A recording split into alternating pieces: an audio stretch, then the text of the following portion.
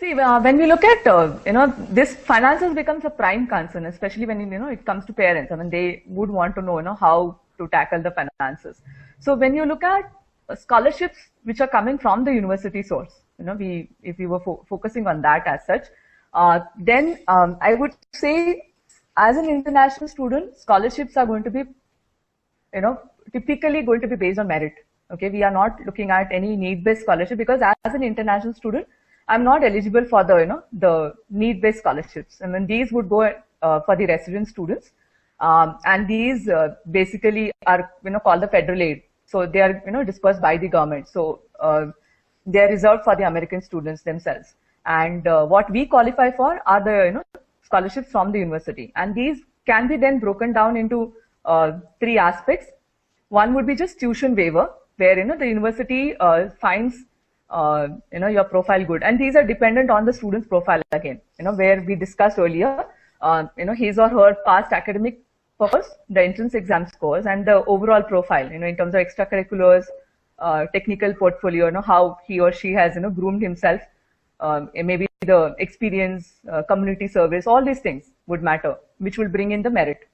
Okay.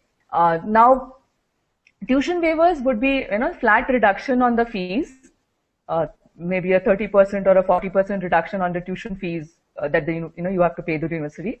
And then there would be the second type. I mean, if you apply for, especially the PhDs or the master's programs, then you would get some kind of research, stipend, which will have research assistantships. You work under a professor in a particular lab or department, and you get paid a stipend. Okay, so that also considerably would reduce your costs. If you are good in your communication skills, based on your TOEFL scores or IELTS scores, universities also offer you something called as the teaching assistantship. So you could, groom the undergraduate students, and as far as the undergraduate students are concerned, most of the times these would be some kind of fellowships or tuition waivers that you get.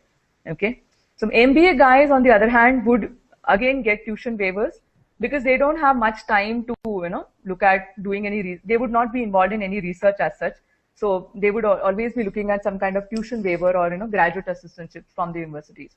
And these would amount to about, anywhere about maybe $1,500, US dollars monthly to about $2,000 monthly. So, that's how, and it would be, broken down semester wise. It's basically on a performance.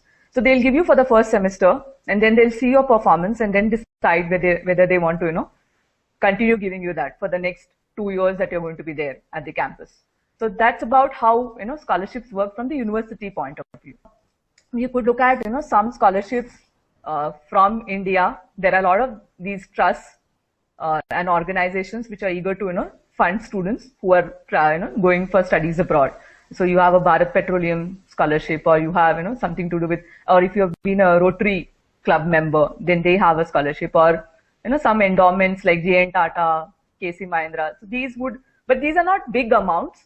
At least, they would help you probably fund for your travel expenses, so to say.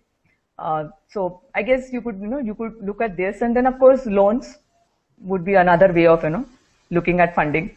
So I guess that these are the three major sources, students can, look at as far as funding their degree abroad is concerned.